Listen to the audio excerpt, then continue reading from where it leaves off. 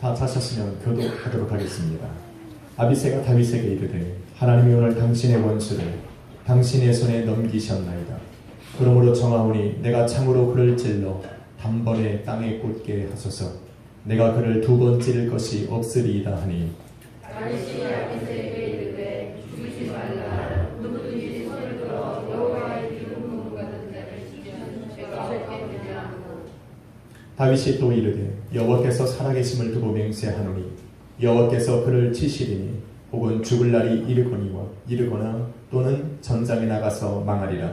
내가 손을 들어 여호와의 기름 부음 받은 자를 치는 것을 여호와께서 하시나니 너는 그의 머리 끝에 있는 창과 물병을 가지고 가자. 같이 읽습니다. 다윗이 사울의 머리 끝에서 창과 물병만 가지고 떠나가되 아무도 보거나 눈치채지 못하고 깨어있는 사람도 없었으니 이는 여호와께서 그들을 깊이 잠들게 하셨으므로 그들이 다 잠들어 있었기 때문이었다. 아멘. 할렐루야. 아멘. 할렐루야. 아멘. 우리 옆에 사람 인사합시다. 잘 오셨습니다. 한 번 더 기쁨으로 웃는 얼굴로 합시다. 좋은 일이 시작되었습니다. 믿으시면 아멘 합시다. 오늘 하나님께서 우리 약소의 교회와 또 약소의 교회 우리 모든 성도들의 삶에 좋은 일을 시작하셨음을 믿습니다.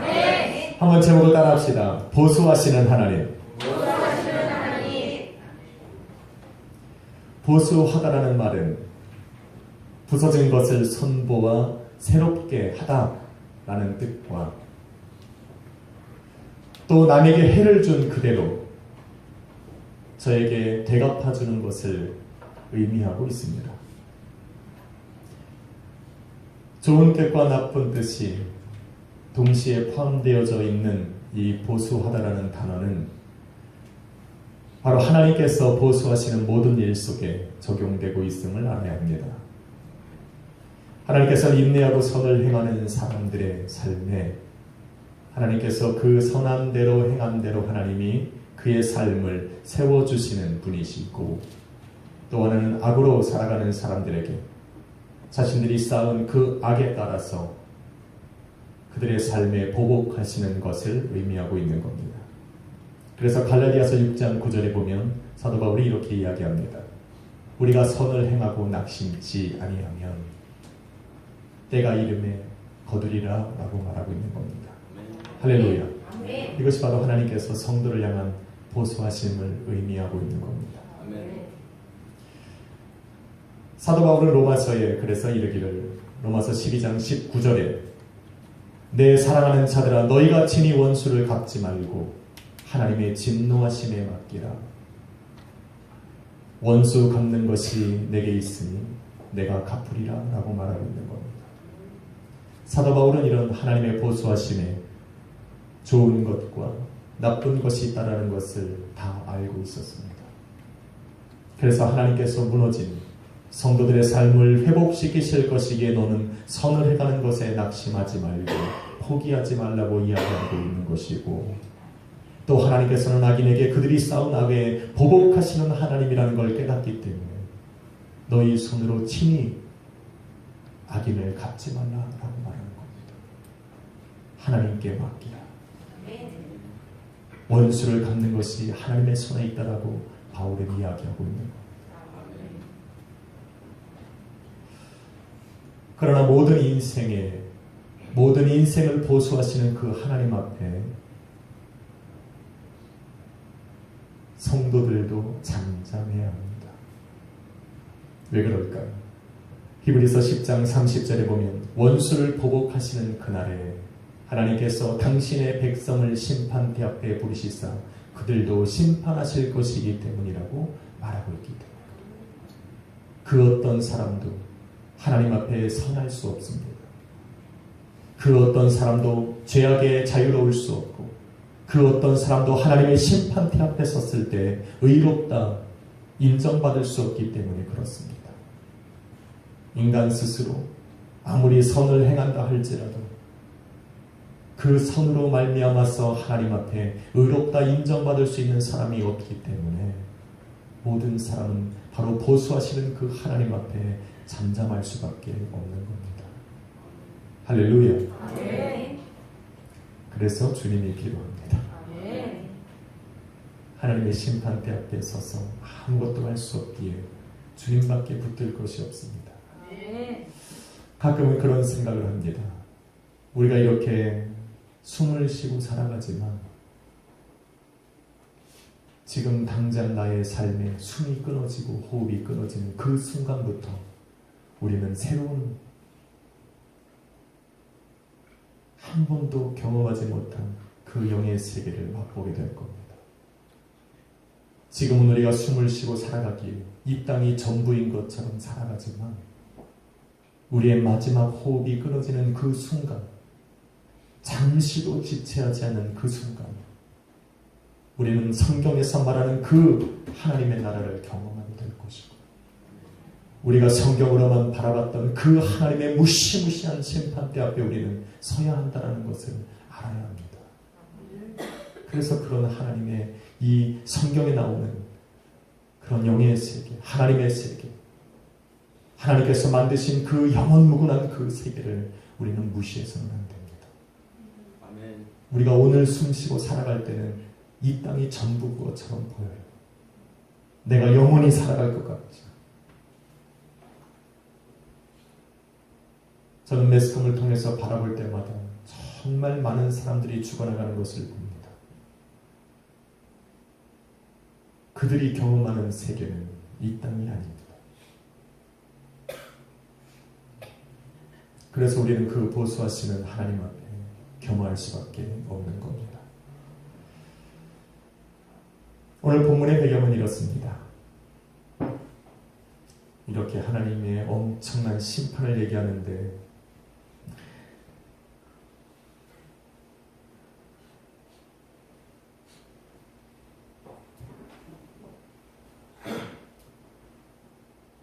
자신의 딸 미갈을 버리고 다른 아내들과 다른 여성들과 결혼한 다윗의 소식을 들었던 사울은 분노하기 시작했죠. 그래서 엔게디 광야에서 다윗과 맺었던 그 언약을 다 깨우고 다시 한번 다윗을 죽이기 위해 저 십 광야로 달려가고 있는 겁니다. 그런데 하나님께서 사울에게 보수하시고 보복하시는 이유는 다윗을, 자기의 왕권을 위협하는 다윗을 핍박하고 죽이려고 했던 그것보다 먼저 이렇게 하나님께서 주관하셔야 하는 그 생명을 자기 마음대로 주관하려고 했던 그 사울의 마음을 하나님은 기억하고 있는 겁니다. 생명은 하나님 겁니다. 아멘. 할렐루야. 아멘. 생명은 하나님 겁니다. 그 어떤 사람도 자기의 목적과 이유로 그 생명을 자기의 주관대로 해하려고 해서는 절대로 안 됩니다. 제가 일평생을 살아가며 금식하고 기도하고 하나님의 성령 충만을 받아서 엄청난 기적을 일으키는 그러한 인생을 살았다 할지라도 나의 생명을 나의 마음대로 주관하며 세상이 다 아는 말로 내가 자살을 하면 그것은 하나님 앞에 용서받을 수가 없어요. 생명은 하나님 겁니다. 아멘. 그 어떤 생명도 하나님 앞에 뺏어갈 수 있는 사람은 없습니다. 먼 길을 달려왔습니다. 너무나도 피곤한 겁니다. 그래서 그 십 광야에다가 텐트를 치고 사울은 그 한가운데 눕고 그 병사들을 자기에 둘러 눕게 하고 잠을 청하기 시작합니다. 사울과 함께 십 광야로 다윗을 죽이기 위해 쫓아온 사람들이 3,000명이나 됩니다. 사울의 텐트 밖에는 그들이 진영을 치고 사울을 겹겹이 둘러싸서 그 어떤 사람도 그 사울을 죽이러 침투에 들어오지 못하도록 겹겹이 둘러싸고 사울을 보호하고 있습니다. 그래서 사울이 평안하게 잠을 잘 수가 있는 겁니다. 재밌는 것은 그런데 그것도 부족해서 사울이 자기 머리맡에 창을 꽂아두고 그래야만 잠을 잘 수 있는 그런 삶을 지금 살아가고 있는 겁니다. 저는 이런 사울의 모습을 보면서 스스로 자신이 인생의 주인이라고 생각하며 살아가는 사람들의 모습이 이런다라는 것을 바라보게 됩니다. 자기의 생명을 위해서라면, 자기의 생명을 지키기 위해서 인생의 겹겹이 자기의 생명을 둘러치고 있는 겁니다. 죽지 않으려, 무너지지 않으려, 나의 인생이 실패한 것으로 드러나지 않으려고 자기 인생에 여러 가지 보호막들을 쳐놓고 자기가 그 가운데서 평안하다라고 스스로 생각하고 살아가는 것들입니다. 신약성경에 바라보니 한 부자가 저 밭에 나가서 가을날 추수할 곡식들을 잔뜩 거두고 자기 창고에 가득 쌓은 후에 이제는 스스로 이르며 말하기를 평안하다, 세상에 내가 염려할 것이 무엇이 있으랴고 고백하고 안심하고 잠자리에 들은 그날 밤 주님께서 그의 생명을 취하여 가시니 그가 창고에 쌓아둔 그 많은 곡식들과 그의 재물들이 그의 생명을 지켜주지 못하더라는 겁니다. 지금 본문의 사울도 마찬가지입니다. 자기의 생명이 위협받을까 자기를 지키기 위해서 수많은 사람들을 자기 주변에 둘러눕게 하고 자기 텐트 밖에는 수많은 3,000명의 군사들에게 진영을 치게 하고 그 어떤 사람도 들어오지 못하게 하고 심지어 자기 머리맡에 칼과 창을 꽂아두고 어떤 사람이 들어오더라도 내가 반격할 수 있는 모든 태세를 갖췄지만 그 모든 것들이 사울의 생명을 지켜주지 못하더라는 겁니다.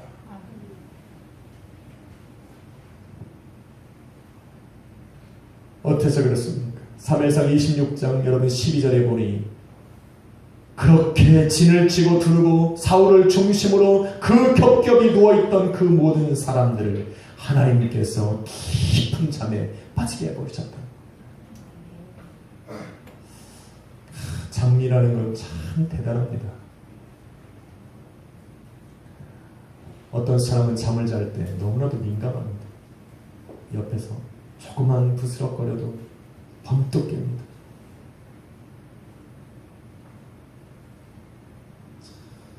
민감하신 분들. 반면에 어떤 분은 어버가도 몰라요. 눈 떠보니 거실이요. 목류병 말고 한번 잠이 들면 진짜 그래서 옛말에 있어요. 어버가도 모른다. 내가 여기에 왜 와 있는지. 그래서 정말 잠에 민감하신 분들이 정말 어버가도 모를 잠을 자려고 주님을 의지할 때가 있어요. 그 주님이 누군지 모르겠죠. 눈 떠보니 거실이고 눈 떠보니 집 밖이고. 하나님께서 지금 사울을 둘러 진치고 잠이 든 그 사람들 모든 병사들을 깊은 잠에 빠지게 하셨어요. 그 사람들이 사울의 생명 하나를 지키지 못하더라는 겁니다. 하나님 없이 살아가는 사람들의 인생은 이렇습니다.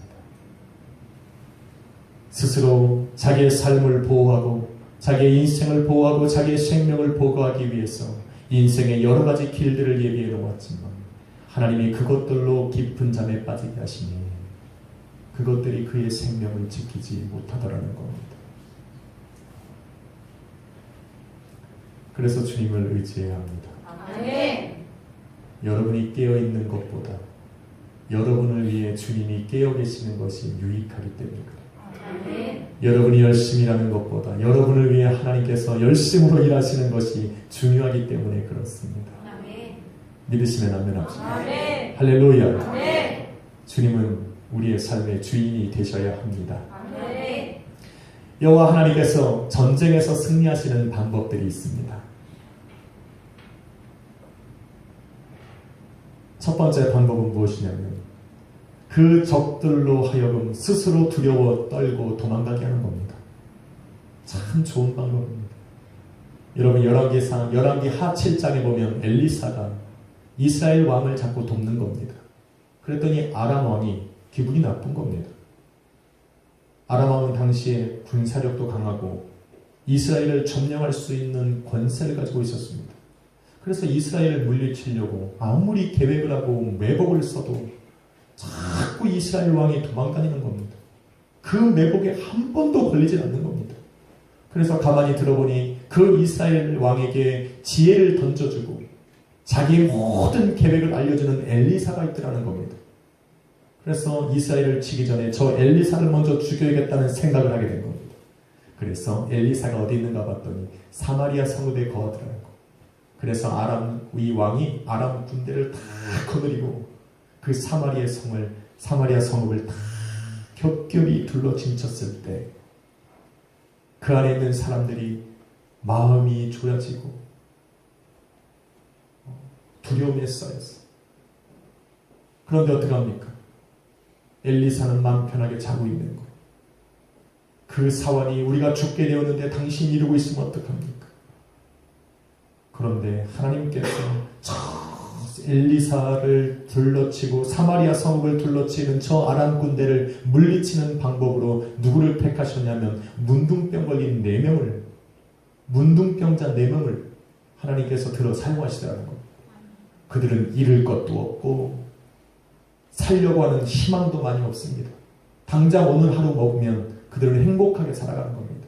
사마리아 성읍 어귀에, 그것도 사마리아 성읍에 들어가지도 못하고 사마리아 성문에 건쳐서 사람들과 대면하지 못하던 그들이 이제는 그를 둘러친 그 아람 군대를 바라보면서 차라리 내가 굶어 죽느니 저들에게 칼로 죽겠다. 그리고 위대한 고백을 합니다. 내가 저들에게 달려가리니 그들이 우리를 죽이면 죽으리라, 살리면 살리라. 누가 했던 고백이에요? 에스더가 했던 고백을 이 문둥병자들이 하고 있어요. 그리고 나서 어떻게 합니까? 적진역으로 막 달려가는 겁니다. 사실대로 말해서 달려간 건 아닙니다. 문둥병자들이 무슨 힘이 있었겠어요? 코도 녹아 떨어지고 귀도 떨어지고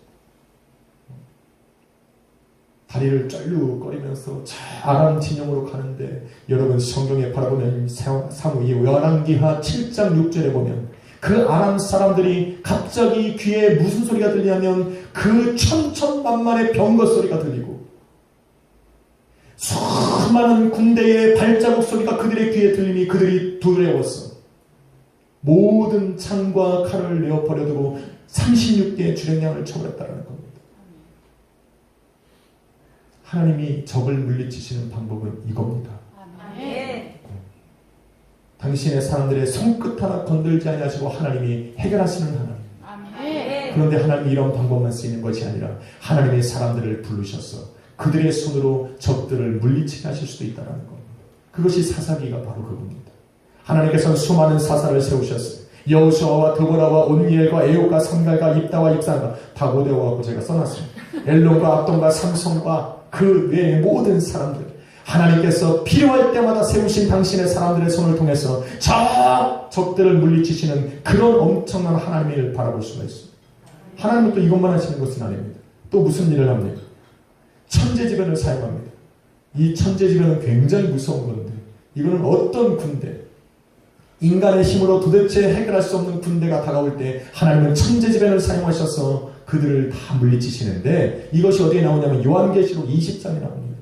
하나님께서 마지막에 곡과 마곡의 전쟁, 이 땅에서 벗어날 이루어질 수 있는 마지막 아마겟돈 전쟁이라고도 부르는 그 전쟁 속에 정말 성경에 바라보니 저 바다의 모래와 같은 수많은 이 사탄의 적들이 일어나서 하나님의 사람들과 하나님의 사람들을 공격하기 시작할 때에 하나님께서 저 하늘에서 불을 내리사 그들을 계곡마다 채우셨다고 이야기합니다. 무서운 일입니다. 하나님께서 또한 그들의 적에게서 승리를 거두시는 방법은 그 적들로 하여금 자신들 스스로 싸우게 하는 겁니다. 자기끼리 싸우게. 스스로 싸우면 무너지는 겁니다. 예수님께서 말씀하셨어요. 어떻게 스스로 싸우는 나라가 세워지겠느냐고 이야기합니다. 어떤 게 있습니까? 사사기 7장에 보면 하나님께서 기도원을 세우시고 300명의 용사들을 부르신 후에 저 사람들을, 미디안 사람들을 공격하러 보내셨을 때에 그들의 손에는 칼을 차고 항아리에 횃불을 들고 그 미디안 진영으로 달려갔습니다. 그런데 마지막 날 그 항아리를 깨뜨리고 그 손에 든 횃불을 높이 들고 큰 함성 소리를 지를 때 그 미디안 성읍에 있던 그 사람들이 성경에 그대로 표현하면 서로를 찔러 죽이고 서로를 상하게 하고 서로 싸우다가 그들은 도망갔다고 이야기합니다. 하나님께서 하시는 일입니다. 하나님께서 하시는 일은 참 무수합니다. 하나님께서 저 악인에게서 대적에게서 하나님의 사람들을 승리케 하시는 방법들은 참 여러 가지라는 겁니다. 그런데 오늘 본문의 방법은 그것들과는 전혀 다른 또 다른 방법이더라는 겁니다. 어떤 겁니까? 하나님께서 사울과 그의 사람들을 깊은 잠에 빠지게 하셨더라는 거예요. 이게 하나님의 방법이에요. 재미있지 않습니까? 하나님이 죽이시면 끝나실 일들을 하나님은 그들을 죽이지 않아요. 서로 싸우게 해도 될 것이고 천재지변을 통해서 그들을 싹 쓸어버려도 될 뻔이고 또 다윗의 손을 들어서 이스라엘 사람들의 손을 들어서 그들을 죽이셔도 될 것 같은데 하나님께서 오늘 그들을 그렇게 하지 않으시고 깊은 잠에 빠지게 하셨다. 이 기회를 틈타서 다윗과 함께 갔던 아비새라고 하는 그의 군사가 뭐라고 말하냐면 다윗이요 8절 말씀해 보니 오늘 당신의 원수를 당신 손에 하나님께서 넘겨서 죽게 하셨나이다. 그러니 죽이자는 겁니다. 나에게 기회를 달라는 겁니다. 내가 저 하나님의 뜻을 이루어 저 사울의 목을 한 번에 찔러 죽일 것이니 실수함이 없겠나이다라는 이야기입니다. 하나님이 아비새가 말한 것처럼 사울을 쉽게 죽일 것 같았으면 하나님께서 잠에 들게 하지도 않습니다. 왜 그렇습니까? 서로 싸우게 하던 천재지변을 일으키던 아니면 다른 군사들이 와서 그들을 치게 하시던 하나님의 방법은 무궁무진합니다. 그런데 하나님께서 그 모든 방법을 다 제거하시고 그들로 깊은 잠에 빠지게 하셨다는 것은 하나님께서 사울과 함께 누워있는 저 많은 사람들을 저 이스라엘 사람들을 하나님은 대적으로 보고 계시지 않다라는 겁니다. 그걸 알으셔야 돼요. 하나님은 마치 죽이를 좋아하시는 분으로 생각할 수 있지만 아니요. 하나님께서는 사울과 함께 지금 누워서 다윗을 죽이기 위해서 십광야로 달려온 저 사람들을 하나님은 대적으로 바라보고 있지 않다는 이야기입니다. 하나님께서는 오히려 저 사람들을 구원하시고자 사울에게는 하나님께서 회개할 수 있는 기회를 주고 계시는 것이고 그래서 보복하시는 하나님의 심판을 모면할 수 있도록 기회를 주시는 것이고 그와 함께 사울 다윗을 죽이기 위해 달려온 저 사람들에게는 오히려 다윗을 택하여 왕으로 세워서 그 다윗을 통하여서 하나님의 율례와 법도를 깨닫게 하시고 그 율례와 법도를 통해서 하나님이 기뻐하시는 일을 행하며 살아갈 수 있는 그런 인생의 기회를 주기 위해서 하나님은 계획하고 계시더라는 겁니다. 아멘. 할렐루야. 아멘. 주님을 사랑하시면 합니다. 아멘. 우리가 인생을 어떻게 살아가든 마치 하나님은 저들을 죽이실 것 같아도 하나님은 한 번 택하신 당신의 자녀들에게 끊임없이 기회를 주시는 겁니다. 다윗은 그것을 알았기 때문에 저 잠들어 있는 군사들 사이를 비집고 들어가서 사울에게 이르렀으나 사울을 죽이지 아니하고 그의 머리맡에 꽂혀있는 창을과 그의 머리맡에 있는 물병만 가지고 그 진영을 빠져나온 겁니다.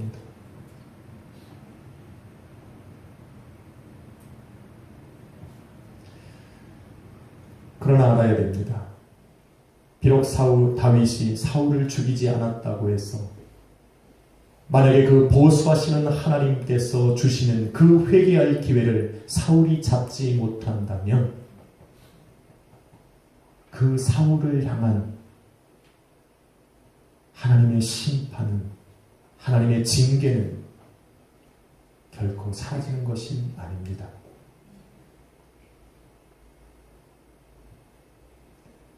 사무엘상 26장 10절에 보니 여호와께서 그를 치시니 혹 그가 죽을 날이 가까워 왔던지 아니면 다른 전장에 나가서 죽임을 당할는지 그건 하나님께서 계획하시는 거죠.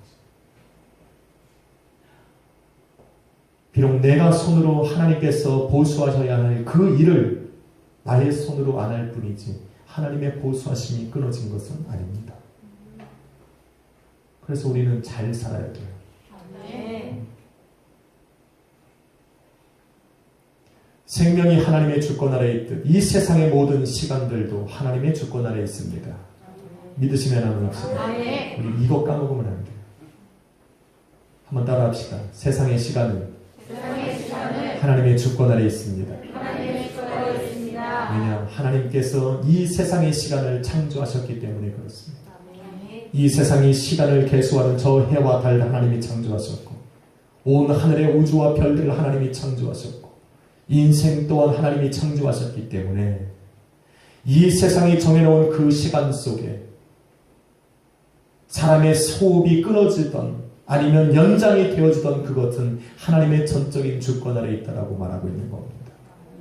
악인이 살아가는 날 동안에 악을 쌓으며 장수하고 오래 살아가는 것도, 하나님의 사람들이 하나님의 사명을 위해서 이 땅에 오래 살아가는 것도 하나님의 주권 아래 있고, 악인이 일찍 호흡이 끊어져 하나님의 영원한 심판 앞에 설고, 또 하나님의 성도들이 하나님의 사명을 마치고 일찍 먼저 하나님의 보좌 앞으로 나아가게 되는 것도, 이 모든 것이 바로 하나님의 주권 아래 있는 겁니다.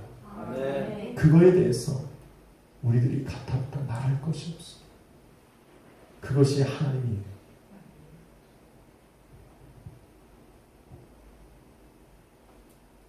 그러게 생명을 사람의 손으로 주관하려고 해서는 절대 안 됩니다. 생명은 하나님 겁니다. 아멘. 믿으십니까? 아멘. 그래서 타인의 생명이든 자신의 생명이든 보수하시는 하나님 앞에 맡겨둬야지 절대로 생명은 건드려서는 안 됩니다. 그러한 인생의 고비마다 만약에 하나님의 뜻을 발견하고 하나님의 뜻에 순종한다면 하나님의 그 보수하심은 장차 우리가 죽어서 하나님의 심판대 앞에 섰을 때만 나타나는 것은 아닙니다. 우리가 인생을 살아가는 날 동안에도 하나님의 보수하심은 있는 겁니다. 그래서 아까 갈라디아서 6장 9절에 너희가 선을 행하되 낙심하고 포기하지 아니하면 하나님께서 이룰 것이라고 이야기하고 있는 겁니다. 할렐루야. 아멘. 다윗이 이것을 알고 있었어요. 그래서 다윗은 이런 보수하시는 하나님 앞에 자기 원수 갚는 것을 다 맡겨드린 거고, 또 하나는 무엇이냐면 내가 하나님의 뜻 안에 거하고 있을 그때에 하나님께서는 나로 하여금 당신이 하셔야 하는 그 악인에게 보복하시는 그 일들을 나의 손으로 이루게 하지 아니하실 거라고 믿었습니다. 아멘. 여러분, 이것이 신앙이에요. 이것이 믿음입니다. 그래서 여러분 24절에 보면 뭐라고 말하고 있습니까? 오늘 왕의 생명을 내가 중하게 여긴 것처럼 하나님께서 나의 생명을 중하게 여기사 나를 지키시고 보호하실 거라고 고백하고 있는 겁니다.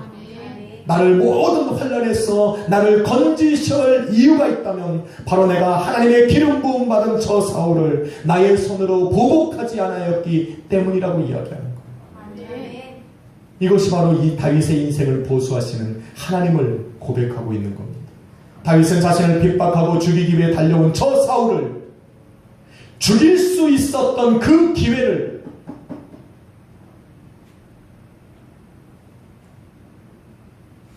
내가 하나님의 뜻에 따라 순종하며 살아갈 수 있는 믿음을 가지고 있다는 것을 하나님 앞에 증명해 보일 수 있는 시험의 기회로 만든 겁니다.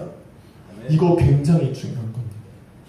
하나님께서 오늘 나의 손을 들어서 하나님이 하셔야 할 그 일을 나로 하여금 행하게 하지 아니하신다라는 믿음을 가지고 있었던 다윗이기에 악한 마귀가 오늘도 나의 삶 앞에 하나님께서 하셔야 할 그 일을, 그 생명을 걷어가는 그 일을 나로 하여금 행하게 하는 것이 하나님의 뜻이라고 나를 유혹할지라도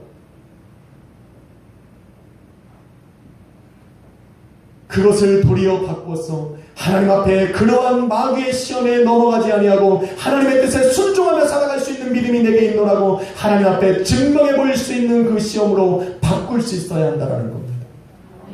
굉장히 중요한 겁니다. 다윗의 이런 믿음이 하나님 앞에 증명되었기 때문에 하나님께서는 다윗을 도우실 수밖에 없는 거예요. 하나님께서 다윗을 지키실 수밖에 없는 거고 모든 환난에서 그를 건져내실 수밖에 없는 거예요. 이것이 하나님의 시험이거든요. 가끔 성도들은 자신에게 밀려오는 시험들을 피하려고 합니다. 그런 분들이 좋아하는 성경 구절이 있어요. 고린도전서 10장 13절에 보면 하나님은 미쁘사 너희가 감당하지 못할 시험 당함을 허락지 아니하시고, 시험 당하는 걸 원하지 않아요. 하나님은 미쁘사 내가 감당하지 못할 시험을 주시는 분이 아니야 라고 이야기합니다. 맞습니까? 거기까지만 기억하니까 그래요. 그 다음에 뭐라고 해요? 시험 당할 즈음에 또한 피할 길을 내사. 아멘. 두 번이나 확신시켜주는 거예요. 내가 감당 못할 시험을 하나님이 주지 않으실 거예요. 내가 시험 당하게 될 때쯤 하나님이 피할 길을 내어주사. 그럼 그 다음에 뭐가 돼요? 시험 당하지 않게 하시는 도다라고 해야 되죠. 아니 문맥이 그렇게 맞잖아요. 그런데 문맥이 그렇게 안 나갑니다. 뭐라고 말합니까? 시험 당할 즈음에 또한 피할 길을 내사 너희로 능히 시험을 감당케 하시느니라. 아멘. 안 받는 게 아니라는 거예요. 하나님이 내가 감당 못할 시험을 하나님이 내게 주지 않으실 거다. 내가 만약에 시험을 감당한다면 또한 피할 길을 내사 피하게 하실 거다. 그렇게 생각하지만 오해입니다. 왜 그렇습니까? 여러분은 여러분을 너무 과소평가하고 있다는 얘기. 성경에 이렇게 말해요. 믿는 자에게는 할렐루야 능치 못할 일이 없느니라. 아멘. 감당 못할 시험이 없다는 겁니다. 아멘. 그러니까 시험하라는 거예요. 아멘. 걱정하지 말라는 거예요. 아멘. 여러분이 걱정해야 될 것은 하나님 내게 시험을 주지 마십시오가 아니라 하나님 내게 피할 길을 주십시오가 아니라 하나님 내게 시험이 감당할 수 있는 하나님 다윗과 같은 믿음과 지혜를 주옵소서. 아멘. 이게 필요한 거죠. 아멘. 만약에 다윗에게 이러한 지혜와 믿음이 없었다면 다윗이 데리고 간 그 아비새가 하나님의 뜻이다. 저 사울을 쳐서 죽이는 것이 하나님이 당신에게 준 기회고 하나님의 뜻입니다라고 이야기했을 때 설령 넘어갔을 거예요. 그래서 어떻게 했을까? 사울을 죽였을 거예요. 그리고 나서 그것이 하나님의 뜻이냐? 그것이 마치 하나님께서 내게 이 뜻하신 그 일들을 내가 이룬 것처럼 승승장구하며 생각했을 거나 아니요. 다윗에게는 지혜와 믿음이 있었기에 그것을 하나님의 뜻으로 여기지 않았다는 겁니다. 마귀는 항상 우리를 교묘하게 해요. 마치 그것이 하나님의 뜻이냐. 그것을 이루면 너도 좋고 하나님도 기뻐하는 것처럼 우리를 살살 꼬드깁니다. 지혜와 믿음이 있어야 합니다. 아멘. 다윗이 가졌던 믿음이었던 겁니까? 여호와께서 23절에 여호와께서 오늘 왕을 내 손에 넘긴 것은 분명하지만 하나님은 나의 손에 당신이 하셔야 될 악을 하지 아니하실 거다. 하나님의 선하심을 믿은 거예요. 나를 향하신 선하심입니다. 저는 가끔 은사를 받으신 분들하고 이야기를 하다 보면 아주 재밌는 분들, 그분들에게 은사가 없다, 있다를 저는 말하고 있는 것이 아니라 그 은사로 왜 사람을 찌르냐는 거. 아마 제가 그런 사역을 했으면 저 앞에서 아무도 안 잘 거예요. 왜? 저는 긴 꼬챙이를 갖고 있을 테니까. 자고 있으면 가서 찌르니까. 근데 저는 그런 사역을 싫어합니다. 그런 사역이 필요 없다는 것이 아니라 하나님이 저에게는 그런 사역을 안 주셨으면 좋겠어요. 사무엘처럼 하나님이 택하신 사람들에게 가서 왕의 기름을 부고 여호와의 기름을 부어서 그를 세우듯이 저는 사람의 생명을 살리는 일을 주셨으면 좋겠습니다. 아멘. 제가 찌르는 사람이 아파하는 걸 저는 못 봐요. 아니 보고 싶지 않아요 사실. 왜? 내가 찌르고 저분이 아프면 저분도 나 찌를 거 아니에요. 어떤 사람이 가만히 있겠어요? 너 나 찔러? 나도 너 찔러 그래. 그래서 은사사역이 오래 못 가는 거예요. 하도 찔른 사람이 많아서. 여러분의 인생도 마찬가지예요. 하나님께서 나의 인생을 어떻게 사용하실까? 여러분 기대가 되시면 그 기대를 갖고 기도하기를 하나님 나를 당신의 선한 일에 사용하여 주옵소서. 아멘. 가능하면 사람의 생명을 살리는 일에 하나님 나를 사용하여 달라고 기도해야 돼요. 아멘. 이것이 바로 다윗의 지혜입니다. 그런데 이런 다윗의 지혜가 어디서 왔나? 하나님께서 다윗의 머리에 왕의 기름을 부어서 그를 택하신 그 순간 하나님의 영이 그와 함께 하셨기 때문에 그런 겁니다. 아멘. 만일 이러한 세상의 마귀의 시험을 하나님의 시험으로 바꾸었으면 나의 인생과 나의 신앙과 믿음을 하나님께 증명할 수 있는 기회로 삼을 수 있는 그 신앙과 믿음이 하나님의 영으로 말미암는 거라면 이 시간 저와 여러분에게도 그런 지혜와 믿음은 있습니다. 왜 그렇습니까? 우리가 예수 그리스도를 믿는 믿음 안에 우리 안에 성령이 들어와 거하시고 오늘날 성전 사무사 나와 동행하시기 때문에 그래요. 여러분의 지혜가 필요하고 믿음이 필요한 그 순간순간마다 우리는 그 성령 하나님 앞에 구하면 되는 거예요. 주여 나를 통해 일하십시오. 나와 동행하시고 나를 통해 당신의 역사하심을 이루어 주옵소서. 그렇게 하면 되는 겁니다. 보수하시는 하나님, 그 하나님께서 우리의 인생에 무너졌던 것을 하나님이 회복시키시고 다시 세우시고 또한 그 악을 갚으시는 그 모든 보복하심을 우리의 손으로 이루어가지 않게 하실 수 있는 유일한 방법은 바로 여러분 안에 있는 성령이 여러분의 지혜가 되어야 되고 그 성령의 지혜가 여러분의 믿음이 되어야 될 때 그때야 비로소 여러분의 삶을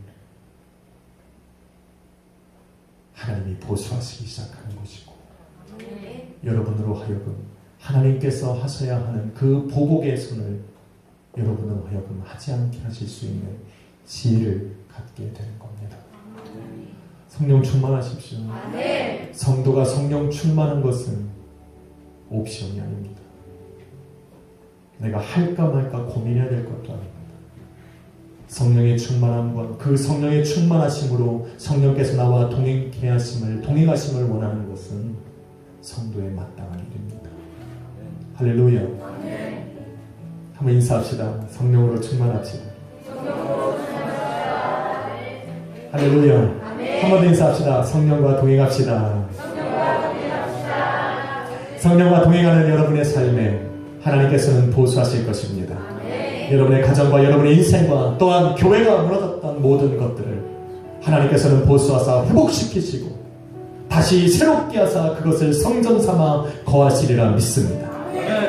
우리 그 하나님을 찬양합시다. 저는 오늘 불렀던 오라우리가 찬양이 너무 가슴이 뜁니다.